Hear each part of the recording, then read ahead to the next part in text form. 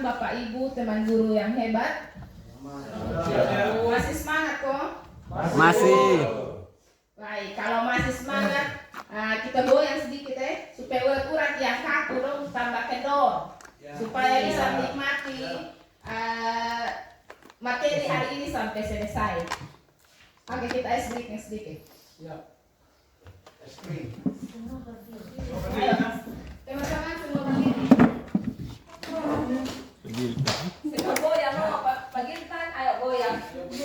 Nanti pimpin, kita pimpin depan.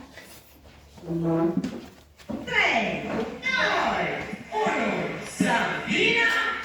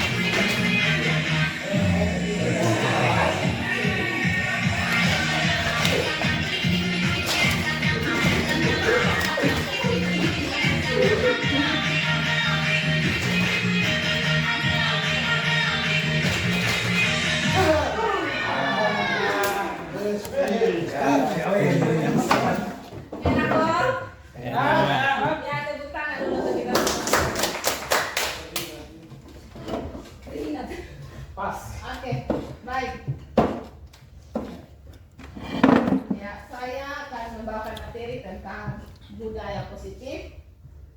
Dari inti materinya ada 3, yaitu kebutuhan dasar manusia, yang kedua teori posisi kontrol, dan yang ketiga adalah restitusi. Ya, sebelum kita mulai, di sini ada pertanyaan pemantik. Bapak Ibu bisa membacanya. Di sini pertanyaan pemantiknya adalah Ibu Ambar, guru wali kelas 2A di SD Pelita Hati, sedang bingung menghadapi ulah salah satu murid di kelasnya, anaknya yang bernama Doni. Beberapa anak di kelas 2A telah datang padanya dan mengeluhkan bahwa Doni seringkali meminta bekal makan siang mereka dengan paksa. Jika Anda menghadapi situasi seperti Ibu Ambar, apa yang akan Anda lakukan? Dan menurut Anda, kira-kira apa alasan Doni melakukan hal itu? Baik. Saya kembalikan kepada teman-teman, apakah ada yang ingin memberikan jawaban? Kalau dihadapkan situasi seperti yang dialami oleh Ibu Ambar, kira-kira apa yang teman-teman akan lakukan? Saya minta salah satu dari teman-teman untuk menjawabnya. Oke, silakan Pak Peter.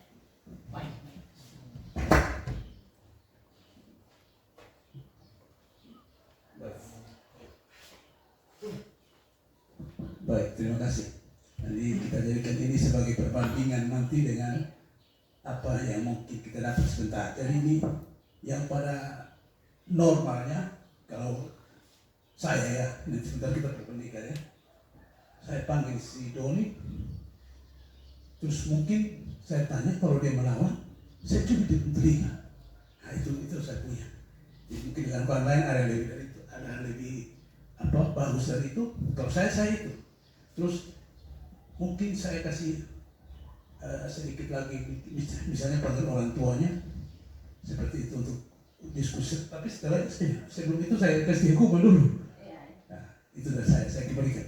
Baik, terima kasih Pak Peter. Kira-kira alasan dari Pak Peter, dari Doni melakukan hal itu apa, Bang? Menurut Pak Peter?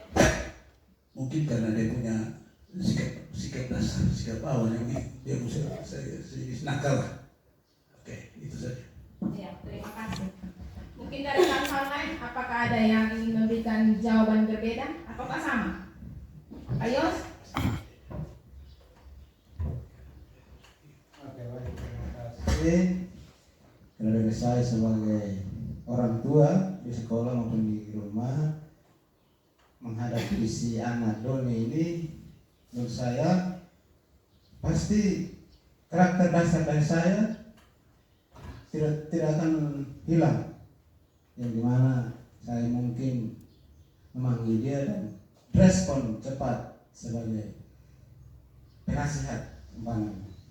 Ya, udah otomatis mungkin saya akan cubit atau marah, bisa-bisa tempelin juga.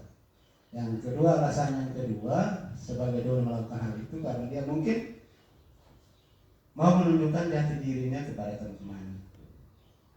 Terima kasih. Baik, sudah 2 orang penjawab, ada teman lain yang berbeda, silakan. Ibu Ica, silakan. Kalau dari saya, kebetulan pertanyaan ini sama seperti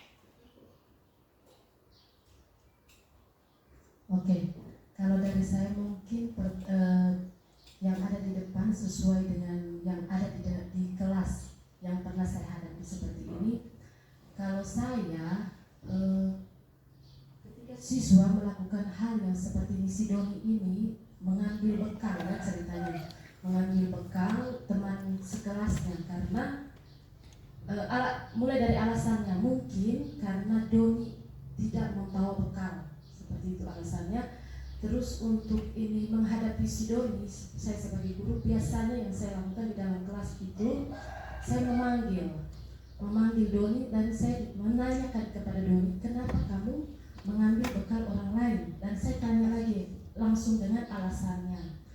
Terus kalau dia sudah menjawab, salah satu jawabannya yang saya pernah alami bilang tidak ada uang, biasanya bawa jajan-jajanan. Terus kalau untuk makanan mungkin tidak bawa makanan. Akhirnya dia mengatakan bahwa seperti yang tadi saya bilang, alasannya dia tidak membawa makanan. Jadi setelah itu saya memberikan nasihat kepada si Doni ini, memberikan nasihat bahwa hal yang seperti itu tidak baik, dan intinya adalah meminta dulu, jangan langsung menyambar ambil saja begitu, seperti itu. Oke, sudah 3 orang. Apakah ada yang mau menambahkan? Ibu Yuni, Pak Gitan, Pak Herman, Pas. Oke. Baik, terima kasih untuk jawaban-jawaban yang sangat luar biasa dari Pak Peter dan Pak Yos. Inti jawabannya adalah sama, yaitu memberikan hukuman, bisa cubit, bisa tempeleng, dan alasannya mungkin karena Doni sikapnya memang sudah nakal, gitu. Kalau Ibu Ica saya tangkap bahwa alasan Doni adalah tidak membawa bekal dari rumah. Jadi dia melakukan secara paksa, mengambil secara paksa. Jadi yang Ibu Ica lakukan adalah memanggil, menasehati, serta menanyakan alasan, kemudian memberikan solusi bahwa meminta lebih baik daripada mengambil secara paksa. Baik, ini jawaban dari teman-teman. Nanti setelah kita mempelajari materi yang ada, saya akan bertanya lagi, apakah jawaban teman-teman berubah atau masih tetap sama seperti saat ini. Jadi saya pilih jawabannya ya. Oke, next. Ya, kebutuhan dasar manusia. Kalau berbicara tentang kebutuhan dasar manusia, kita semua sebagai manusia, sebagai anak maupun sebagai orang dewasa, kita sama-sama mempunyai kebutuhan. Jadi, kalau misalkan saat ini Misalkan Pak Yos lapar, apa yang akan Pak Yos lakukan? Bertanya, Bagaimana? bertanya, meminta sesuatu yang bisa dimakan. Oke. Kalau Pak Yos lapar, katanya Pak Yos bertanya atau meminta sesuatu untuk dimakan. Artinya ketika kita lapar, kita membutuhkan makanan. Tujuan dari kita makan adalah menjadi kenyang, ya kan? Nah, itu adalah salah satu kebutuhan kita.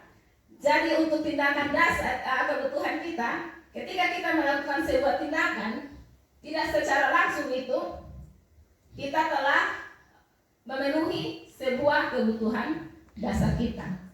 Jadi kebutuhan dasar manusia di sini ada 5. Bapak Ibu bisa melihat di depan. Yang pertama itu bertahan hidup. Yang kedua itu kasih sayang dan rasa diterima. Yang ketiga itu penguasaan. Keempat kebebasan, dan yang terakhir adalah kesenangan. Nanti kita akan bahas satu-satu. Oke Pak Melki. Ya, bertahan hidup.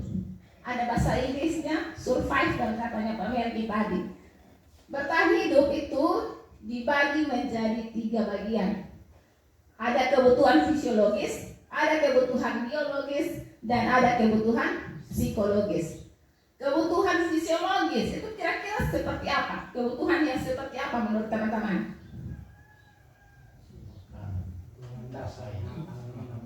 Ya, benar sekali. Kebutuhan fisiologis itu kebutuhan seperti makanan, kesehatan, rumah, pakaian, dan sebagainya. Kalau kebutuhan secara biologis itu seperti apa? Berkembang biak, betul sekali Pak Melki. Kebutuhan biologis itu kebutuhan reproduksi. Itu kita tidak bisa pungkiri ya. Oke, kalau kebutuhan psikologis, kira-kira kebutuhan seperti apa? Iya, kebutuhan rasa aman, rasa senang, dan sebagainya. Yaitu untuk kebutuhan pertama, bertahan hidup. Next. Ya, yang kedua adalah kebutuhan kasih sayang dan rasa diterima. Kebutuhan ini merupakan kebutuhan yang secara psikologis ya. Secara psikologis ingin diterima di dalam suatu lingkungan. Misalkan dalam hubungan dengan teman, dengan keluarga, dengan pasangan, dengan kelompok maupun binatang peliharaan. Itu hubungan kebutuhan kasih sayang dan rasa ingin diterima. Jadi anak-anak yang ingin memenuhi kebutuhan seperti ini, biasanya dia mengerjakan tugas itu karena dia menyukai gurunya, gitu ya. Oke, next. Ya, kebutuhan yang ketiga adalah penguasaan. Kebutuhan penguasaan ini kebutuhan akan dihargai. Dia mau dihargai. Dihargai karena keterampilannya, karena kompetensinya, karena ilmu pengetahuan yang dia dapat. Dan anak-anak yang seperti ini, anak-anak yang mempunyai kebutuhan penguasaan, dia itu di dalam kelas biasanya ingin menjadi seorang pemimpin. Dia ingin menjadi seorang pemimpin, kemudian dia ingin mencoba hal-hal yang baru. Oke. Next. Kemudian kebutuhan kebebasan. Ini kebutuhan yang keempat. Anak-anak yang memiliki kebutuhan kebebasan, dia itu memiliki pilihan. Dia itu tidak bisa duduk diam, maunya banyak bergerak. Kemudian dia juga mau mencoba hal-hal yang baru. Dia juga menginginkan pilihan. Jadi kita tidak bisa memberikan dia hanya satu pilihan, tapi harus 2 atau 3 pilihan. Kemudian dia juga mandiri. Itu salah satu ciri-ciri dari anak-anak yang memiliki kebutuhan akan kebebasan. Oke, next. Dan yang terakhir adalah kebutuhan akan kesenangan. Jadi kebutuhan akan kesenangan, anak-anak di sini ciri-cirinya lebih banyak bermain. Kemudian dia juga mengoleksi barang. Dia suka bercanda dan suka membuat lelucon. Oke. Saya lupa tadi sebenarnya kalau apa ya? Pemirsa coba ulang dari yang pertama. Bertahan hidup. Oke. Bertahan hidup. Bertahan hidup. Next. Ya, bertahan hidup. Maaf, saya lupa tadi. Kalau misalkan kebutuhannya bertahan hidup, yang ingin saya tanyakan kepada teman-teman, jawaban Doni tadi yang pada pertanyaan pemantik. Kalau misalnya kebutuhan Doni adalah bertahan hidup, jadi kira-kira jawaban Doni seperti apa? Kalau kebutuhannya adalah bertahan hidup, kira-kira jawabannya seperti apa? Ya, iya, saya lapar. Makanya dia melakukan tindakan tersebut untuk memenuhi kebutuhan dasarnya. Bisa dimengerti? Oke, next pemenki. Sebelum pemenki, kasih sayang. Ya, kalau itu tadi jawaban Doni yang pertama, kalau kebutuhan dasarnya adalah bertahan hidup. Kalau kebutuhan dasarnya adalah kasih sayang dan rasa diterima, kira-kira jawaban Doni seperti apa ketika ditanya alasannya? Ada yang bisa menjawab? Kalau kebutuhan dasarnya adalah kasih sayang, kira-kira jawaban Doni seperti apa? Dia kepingin apa begitu? Oke, silakan Mbak Peter. Kepingin makan bareng di kawan-kawan. Ya, bisa jadi. Ada jawaban lain? Itu salah satu. Ya, Pak Yo silakan. Berkaitan dengan kebutuhan rumah harus kaitan dengan kasih sayang, jadi perilaku yang dibuat itu karena dia kurang perhatian, kasih sayang dari keluarga, mungkin dari sekolah, mungkin menjauh teman-temannya, sehingga dia buat ini untuk dikasih sayang. Iya, jawaban dari Pak Peter dan Pak Yos itu benar sekali. Dia melakukan hal itu karena mau mendapat perhatian dari teman-temannya. Jadi ketika teman-temannya lapor kepada gurunya, dia mendapat perhatian lagi dari ibu gurunya. Kalau ibu gurunya membawa lagi kasusnya kepada orang tua, berarti secara langsung dia juga mendapat perhatian dari orang tuanya. Oke, next komedi. Penguasaan. Kalau kebutuhan dasar Doni adalah penguasaan, maka kira-kira jawaban dari Doni seperti apa?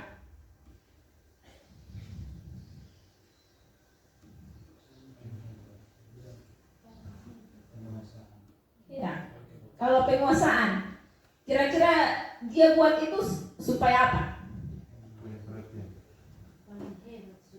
Iya, dia merasa bahwa dia paling hebat di kelas. Jadi dia ingin teman-temannya takut terhadap dia, begitu. Oke. Ya, berikut kebebasan. Kalau kebutuhan dasar Doni itu adalah kebebasan, berarti tujuan dari Doni melakukan hal itu adalah supaya apa?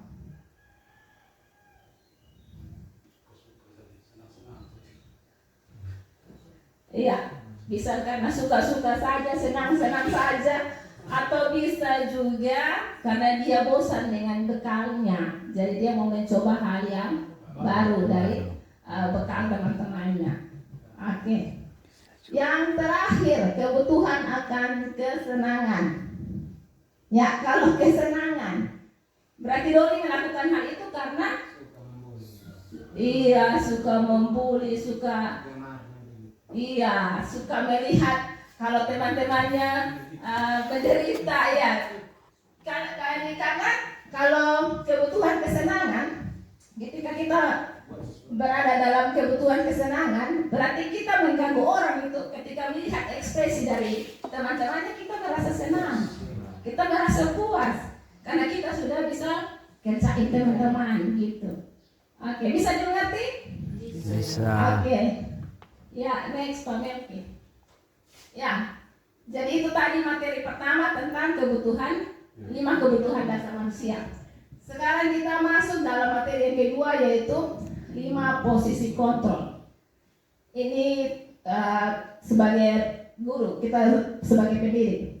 Yang pertama itu ada posisi penghukum, yang kedua ada posisi pembuat merasa bersalah, yang ketiga itu posisi teman, yang keempat itu posisi pemantau, dan yang terakhir adalah manajer.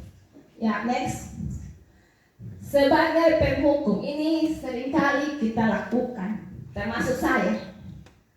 Sebagai penghukum itu ciri-cirinya adalah kita ini suka marah-marah.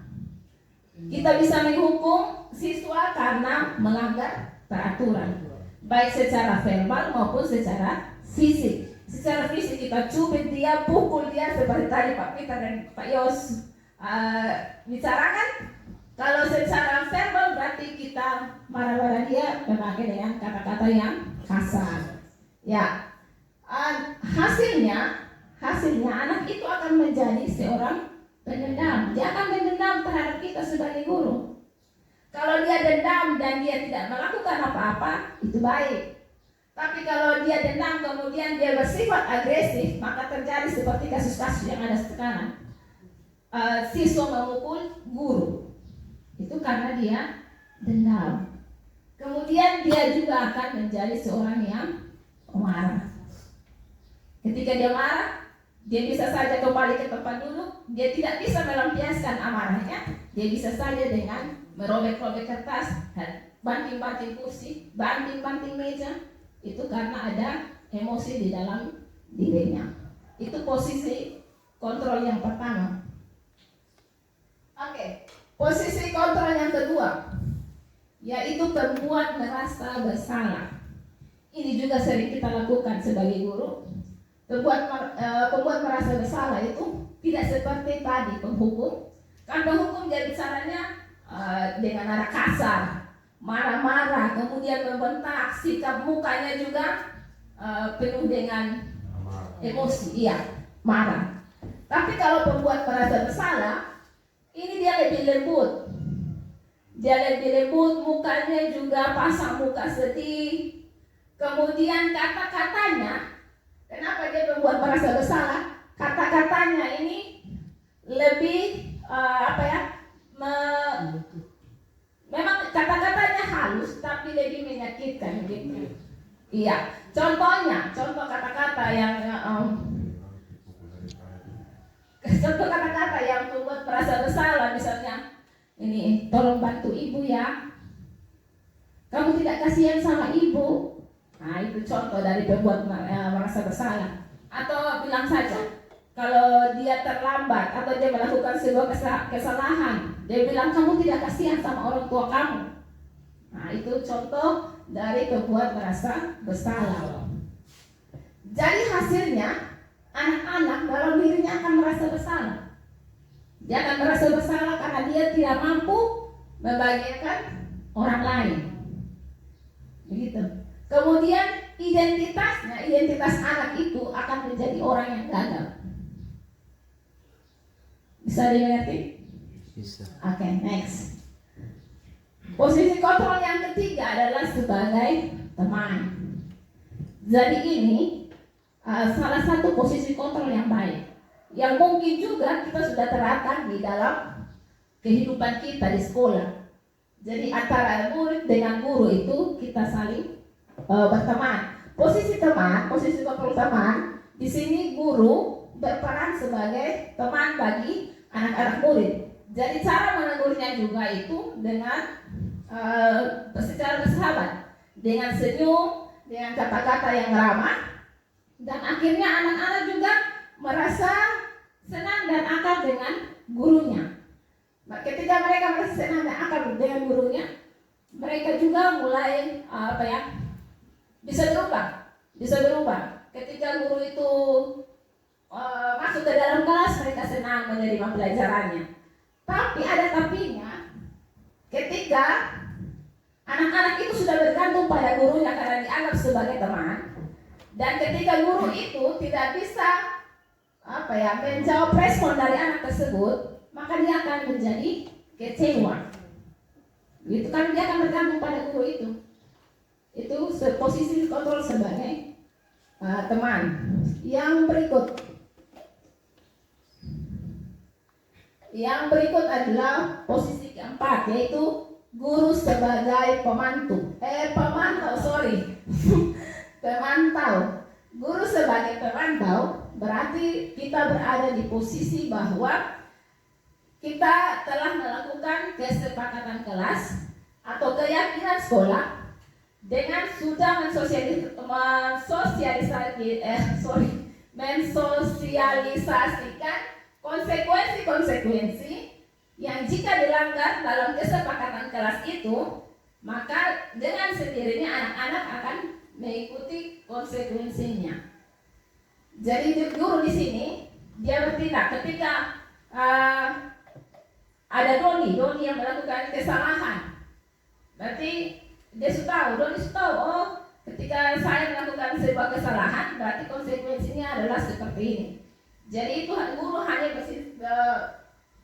berada di posisi pemantau, dia hanya memantau Doni untuk melakukan dia punya konsekuensi.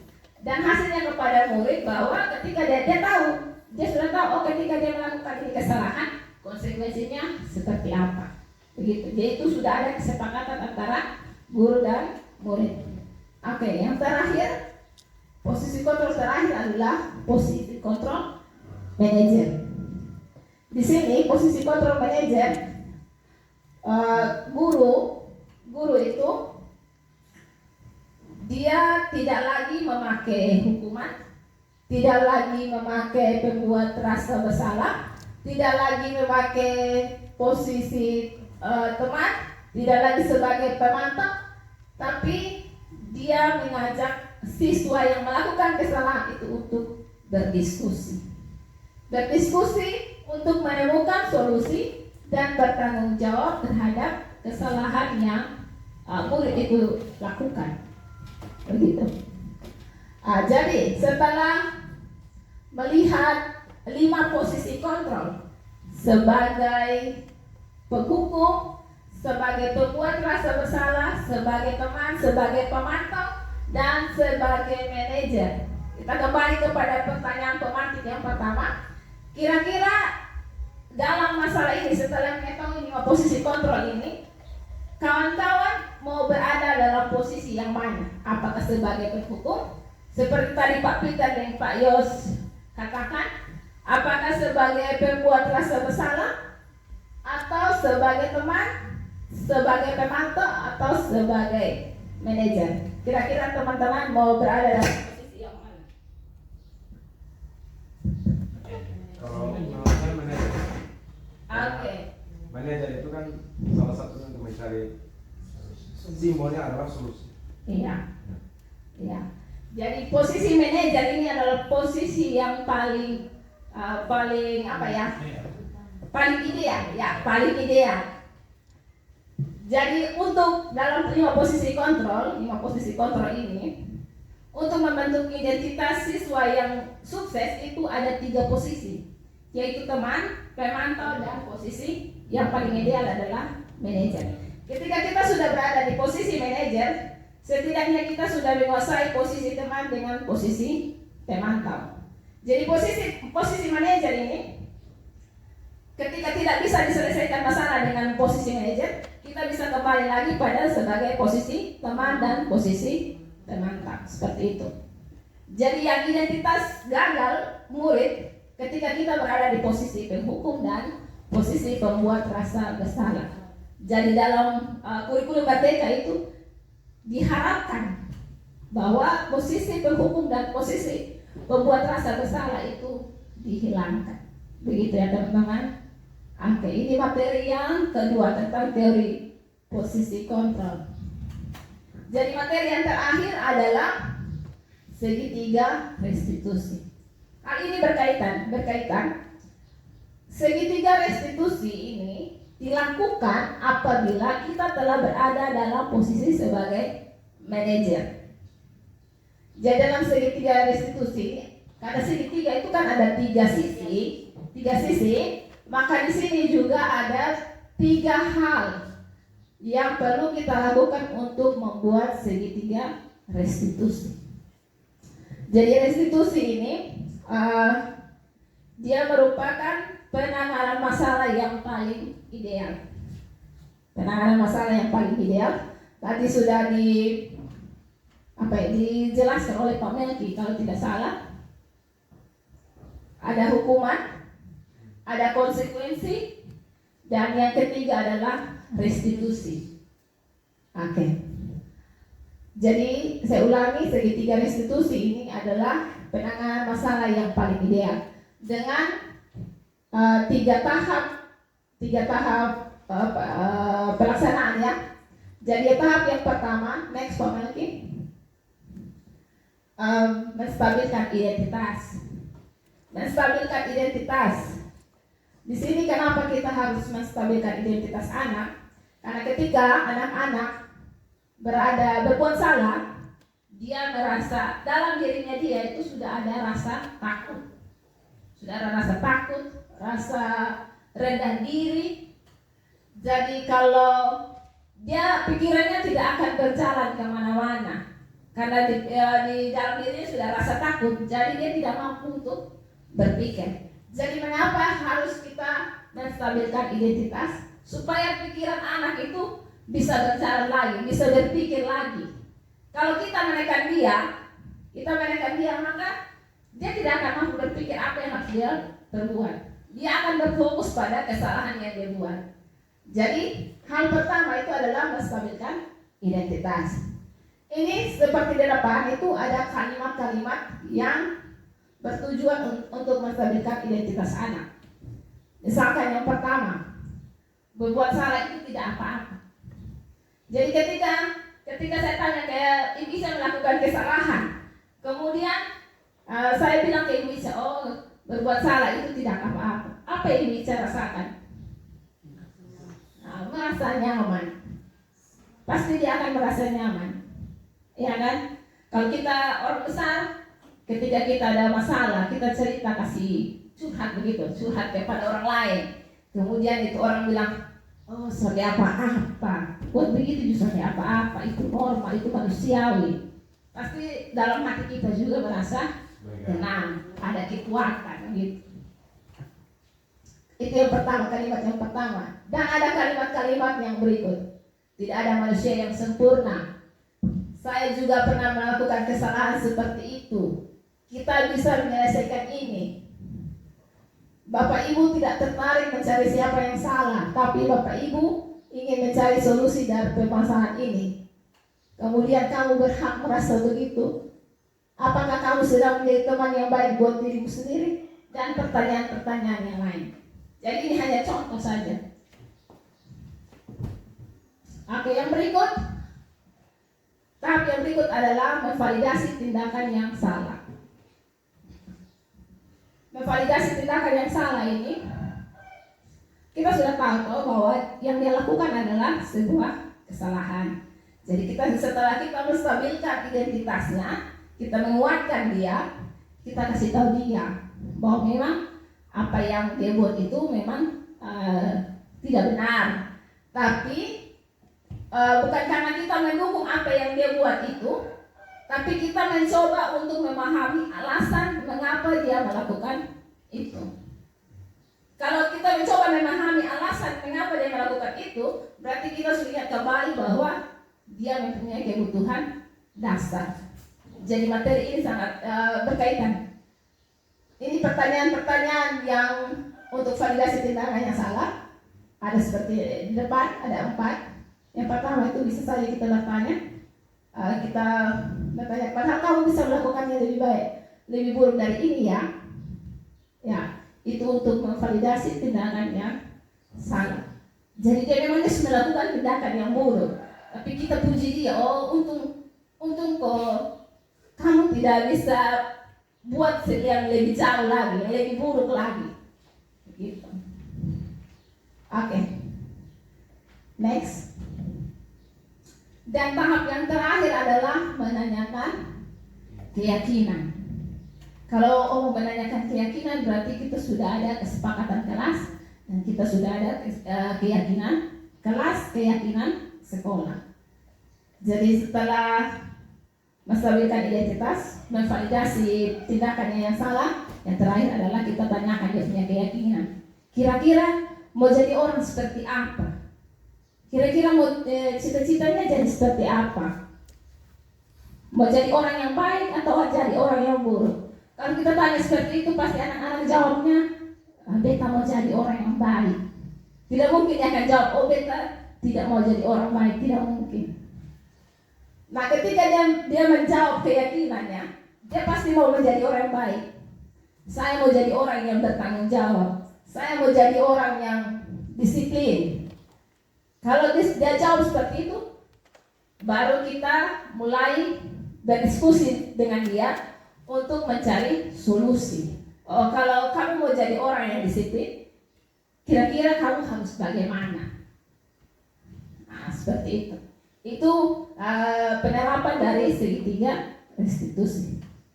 Jadi ketika dia sudah bicara, ketika kita sudah tanya, kamu mau jadi orang seperti apa? Dia bilang, saya mau jadi orang baik. Nah, kalau yang baik itu harus buat apa? Bagaimana? Apa yang harus kamu lakukan? Dengan sendirinya ada motivasi.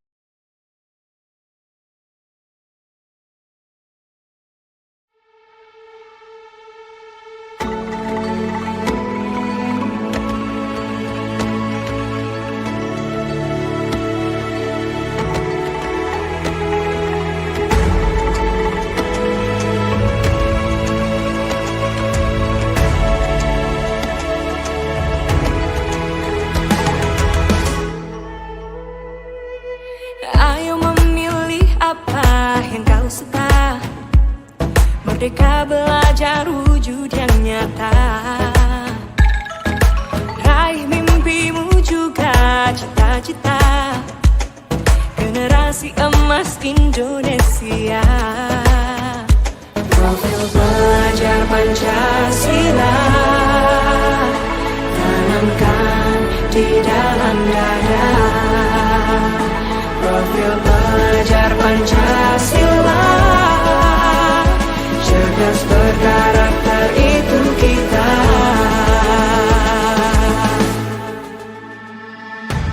Beriman dan bertakwa pada Tuhan yang Maha Esa. Berakhlak mulia, berkebinekaan global kita.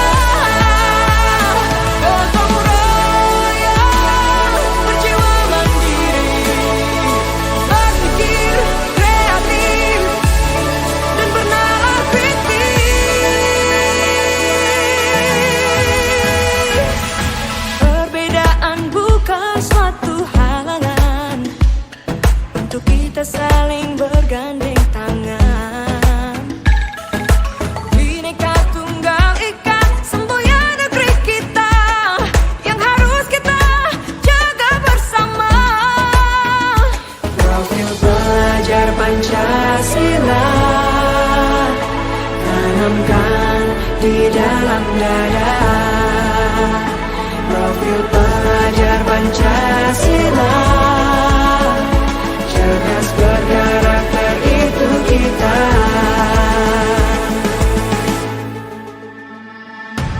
Beriman dan bertakwa pada Tuhan yang Maha Esa. Berakhlak mulia, berkebinekaan global kita. Gotong royong,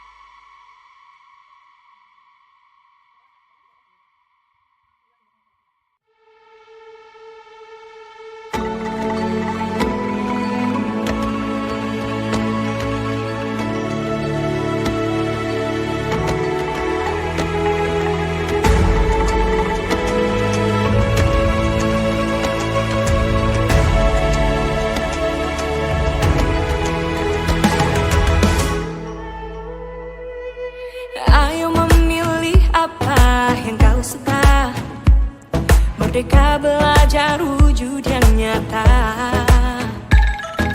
Raih mimpimu juga cita-cita, generasi emas Indonesia. Profil pelajar Pancasila tanamkan di dalam dada. Profil pelajar Pancasila, cerdas berkarakter itu kita.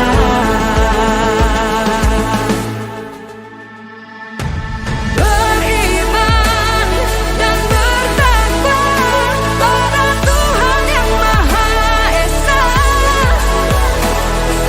berakhlak mulia, berkebinekaan global kita.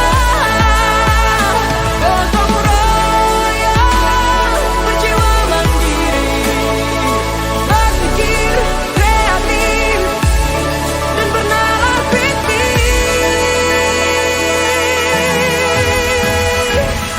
Perbedaan bukan suatu halangan untuk kita saling bergandeng tangan. Bhinneka Tunggal Ika, semboyan negeri kita yang harus kita jaga bersama. Profil pelajar Pancasila tanamkan di dalam dada. Profil pelajar Pancasila, cerdas berkarakter itu kita.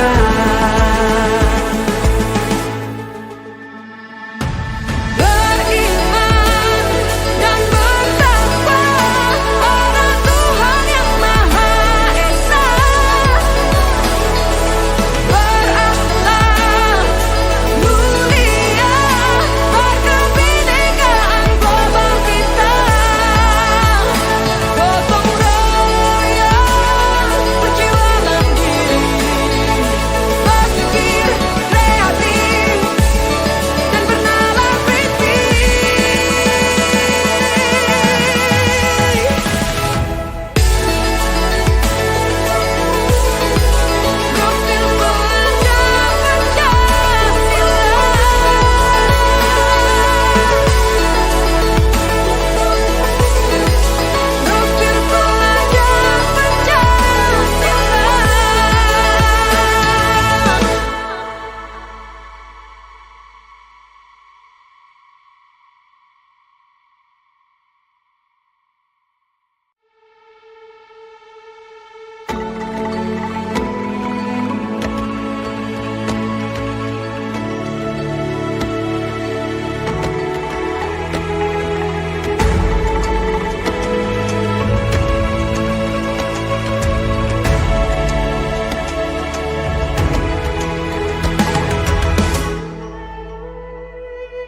Ayo memilih apa yang kau suka. Merdeka belajar wujud yang nyata. Raih mimpimu juga cita-cita, generasi emas Indonesia. Profil pelajar Pancasila tanamkan di dalam dada.